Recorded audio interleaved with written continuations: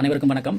என்ன விஷயம்னு சொன்னால், நேற்றைய தினம் திருவண்ணாமலை மாவட்டத்தினுடைய குச்சவெளி பிரதேச சபையினுடைய தவிசாளர் கைது செய்யப்பட்ட விவகாரம் சம்பந்தமாக நான் சதி செய்ததாகவும், ஏசிஎம்சி கட்சியில் உள்ளவங்க சதி செய்ததாகவும், பல ஆதரவாளர்கள், அவருடைய உறவினர்கள் பல்வேறுபட்ட விதமான விமர்சனங்களை முன்வைக்கிறாங்க.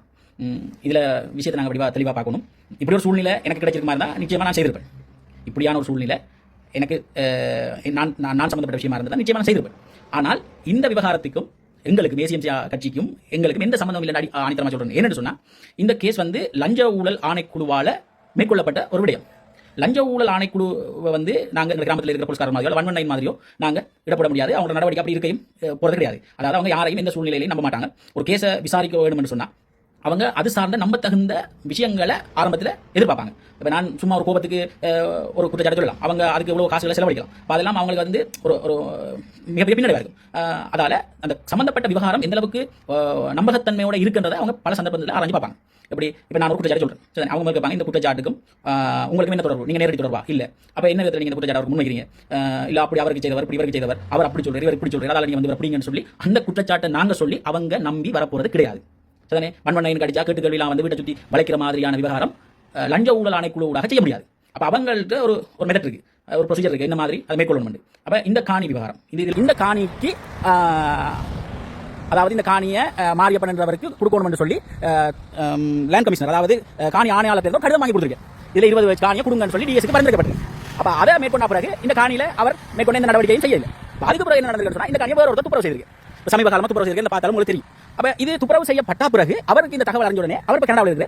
அவர் என்னுடைய தவிசாளருக்கு, குச்சவெளி பிரதேசத்தினுடைய தவிசாளருக்கு தொடர்பு கொண்டு கேட்குவாங்க, இது நான் உங்களுக்கு 1,60,000 ரூபாய் தந்து இதை காணியை அளந்து தரணும் என்று சொல்லி டிஎஸ்க்கு பரிந்துரைக்கப்பட்ட கடிதம் எடுப்பிச்சாங்க. உங்களுக்கு நினைவிற்கு தானே அவர் சொல்லி ஓம் இப்போ எனக்கு இதை ஆவணப்படுத்திட்டாங்கன்னு சொல்லி அவர் 20 பேஜா நான் ஆவணப்படுத்தி தாரேன், அதாவது பெர்மிட் எடுத்து தாரேன் என்று சொல்லி சம்பந்தப்பட்ட காணி உரிமையாளரும் தவிசாளரும் நேரடியாக போன் மூலமாக தொடர்பு கொண்டுதான் இந்த விஷயத்தை மேற்கொண்டிருக்காங்க.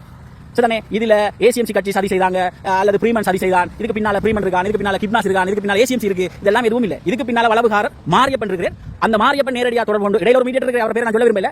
என்னன்னு சொன்னா, நீங்க சதிகாரா எங்களை பாக்குறீங்க, நீங்க உங்களோட வீடுகள் எடுத்த ரகசிய புகைப்படங்களை கூட துல்லியமா அனுப்பி இருக்காங்க. 2018ஆம் ஆண்டு ஆவணத்தை பெற்றுக் கொடுக்குற யாரு சம்பந்தப்பட்ட தவிசாளர், அதுக்கு சன்மானமா 1,60,000 ரூபாய் வாங்கியிருக்கு.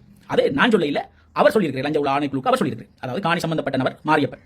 சரி, அது அவங்களுடைய அப்பாட காணி என்றும், அது இப்போ ஆவணங்கள் எல்லாம் இல்லாமல் போயிட்டு எனக்கு ஆவணம் செய்தாங்கண்டும் இவர் தவிசாளர்கிட்ட தவிசாளர் காணி ஆணையாளர்கிட்ட போயிட்டு இப்படி ஒரு ஆவணத்தை எடுத்து கொடுத்துருக்கு, டிஎஸ் அளக்கிறதுக்கு ஆவணம் செய்யும்படி. அப்போ இப்படி ஒரு ஆவணம் இருக்கக்குள்ள இவர் இப்போ கனடா போயிட்டு, அது மாரியப்பன் அந்த காணிக்காரர் கனடா போயிட்டு, கனடா போன பிறகு அந்த காணியை வேறொரு நபர் துப்புரவு செய்திருக்கு.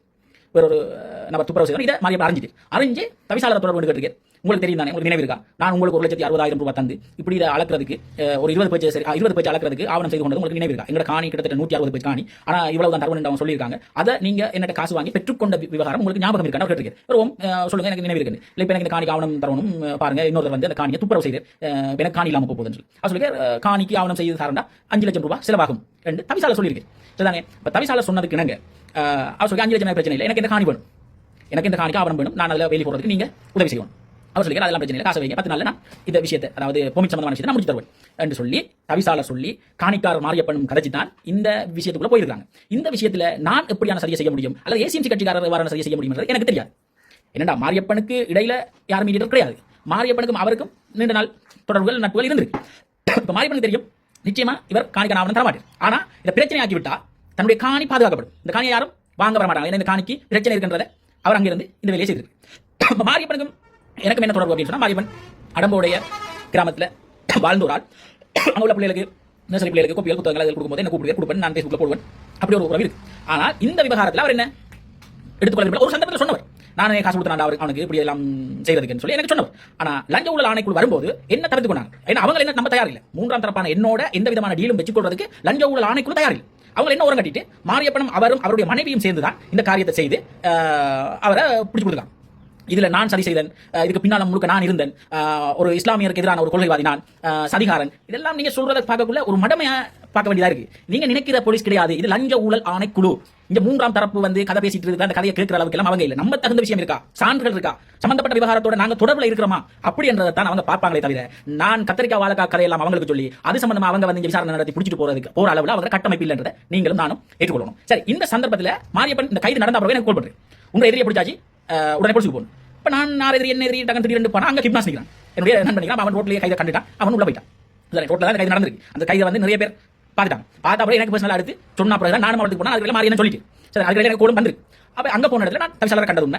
அவங்களுக்கு மாரியப்பன் என்ன சொல்லி மனசு கொஞ்சம் பயத்தில் இருக்கிறாள், சிங்களம் அந்த அளவுக்கு தெரியாது, நீ உடனே போய் அவளுக்கு சாப்பாடு ஏதாவது தண்ணி கொடுத்துட்டு அவங்களை அனுப்பிவிடுவாங்க. அடுத்தது மாரியப்பன் இதோட பிடிச்சி கொடுத்துருக்கிற கேஸ் வந்து நான் நினைக்கிறேன் 3ஆவதோ 4ஆவதோ எனக்கு தெரியாது. பிரைபரிக்கும் அதாவது லஞ்ச ஊழல் ஆணைக்குழுக்கும் மாரியப்பனுக்கும் மிகப்பெரிய நம்பிக்கைக்குரிய தொடர்பு இருக்கு.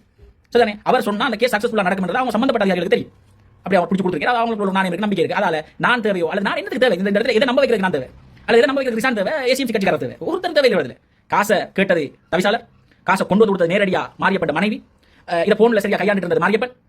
இப்படி பல்வேறுபட்ட பெனிஃபிட்ஸ் அவங்க எல்லா சோர்ஸும் அவங்களுக்கு இருக்கக்குள்ள எல்லா விதமான நகர்வுகளுக்கும் ஆள் இருக்கும்போது நாங்க எங்க தேவைங்க என்ன எங்கள்கிட்ட கதை போகுமா இருந்தா ஏதோ ஒரு சந்தர்ப்பத்தில் பெருமைக்காகவும் அல்லது உசார்லையும் நாங்க கதையை லீக் பண்ணிடுவோம். அதெல்லாம் அவங்க எங்கள்கிட்ட சொல்ல போறது இல்லை, சொல்ல மாட்டாங்க. நீங்க நினைக்கிற போலீஸ் மாதிரி லஞ்ச ஊழல் ஆணைக்குள்ள அணுகுமுறை இருக்காது. அவங்க யாரையும் நம்ம 4 பேர் வரணும் சொல்லுவாங்க, 8 பேர் இருப்பாங்க. இந்த வழியால வரப்போம் சொல்லுவாங்க, அந்த வழியால வரமாட்டாங்க. அப்படி பல்வேறுபட்ட நுணுக்கங்களோட இந்த விஷயங்களை கையாளுற விஷயம் தான் லஞ்ச ஊழல் ஆணைக்குழு. நாங்க சரி செய்யல, அவரே காசு கேட்டார், அவரே வாங்கினார், காசு சபைக்குள்ள வச்சு தான் கொடுக்கப்பட்டது. வேனை வந்து காணியில் இறக்கி விடுங்க சொல்ல காணியை விட்டு தாண்டி போயிட்டு அதுக்கு முன்னுக்கு போட்டு மறைச்சு கைது பண்ணி கொண்டாங்க. அங்க பெண்கள் வந்தாங்க, ஒரே மட்டும் தான் அவருடைய மனைவி. அடுத்தது வந்து சம்பந்தப்பட்ட லஞ்ச ஊழல் ஆணைக்குழு அதிகாரி. சரிதானே? இது வட்டிக்கு காசு கொடுக்க வந்தேன், அதுக்கு காசு கொடுக்க வந்தேன், காசு அப்படி எல்லாம் எந்த கதையும் கதை விடல. என்ன காரணம் சொன்னா இவங்க இந்த கதை போய் கொண்டு அவ்வளவு ரெக்கார்ட், அந்த ரெக்கார்ட் டெய்லி லஞ்ச ஊழல் ஆணைக்குழு அப்டேட் ஆயிருக்கு. அதுக்கு பிறகு அவங்க போயிடுவாங்க, ரைட் இது நிச்சயம், இது உண்மை, இது பிடிக்கிறது சாத்தியம், ரைட் இறங்கிருப்பாங்க. இதுல நீங்க கோவிக்கிறது இருந்தா இந்த நியாயமான லஞ்சம் வாங்குறவங்களை பிடிக்கிற அரசாங்கத்தை தான் நீங்க கோவிக்கணும். சரிதானே? என்ன நீங்க அபாண்டமா எனக்கு பெரிய பட்டங்கள் தாரதெல்லாம் ஏற்புடையதல்ல. என்ன நீங்க அந்த பிரச்சனை எனக்கு இந்த வகையில்